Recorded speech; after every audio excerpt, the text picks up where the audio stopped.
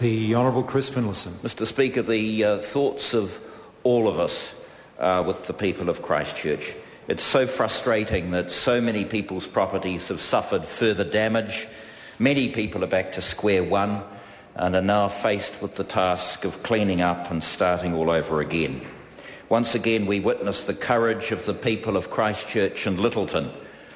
For every picture of destruction we see on our televisions, we also see people helping neighbours, cleaning up and getting on as best they can with their lives.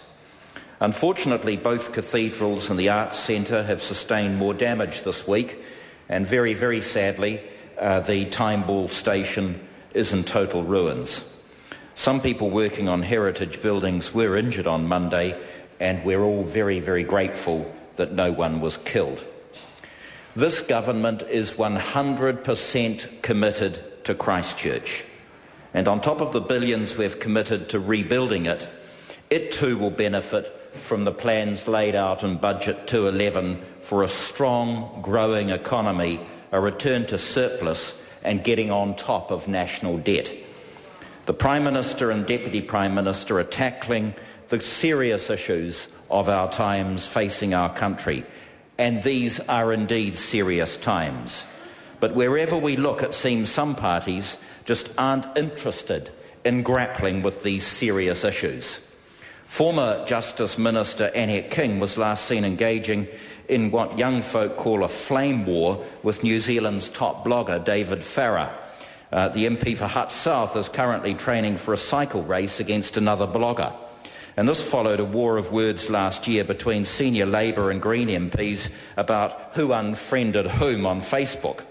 They say people find their own level in life. Well, these folk have certainly found theirs. Last month, Chris Hipkins tried to smear the Prime Minister with the scoop that two separate legal entities both had the letters BMW in their names. Well, NCIS Rimataka, this was not. It seems Pete Hodgson has bequeathed Chris Hipkins his filing cabinet of unsolved cases, including old carpet and curtain cleaning bills, the secret of the H fee, and the possible whereabouts of the Ashburton Panther. This is opposition in a nutshell. They're the Yahoo party, the once over lightly party. They are not the serious party. The Greens recently pulled their gone-off Philgoff ads from the internet. Russell Norman said they were an unauthorised experiment by one of the Greens' campaign team. The obvious question is how one can have an unauthorised decision in a party where everything is done by sharing and caring and consensus. But more likely, the Greens focus group suggested that just like Labour voters, none of their supporters knew who Philgoff was. So my message to the Labour Party today about those who are serious in Labour about politics is stop the rot. Take back control of the once great party of Peter Fraser. Although if Peter Fraser were alive today, he'd be a member of the National Party. The truth is, they've already gone off Mr Goff in Labour. The truth is, his successors in Labour simply don't have the nerve to topple him before the election.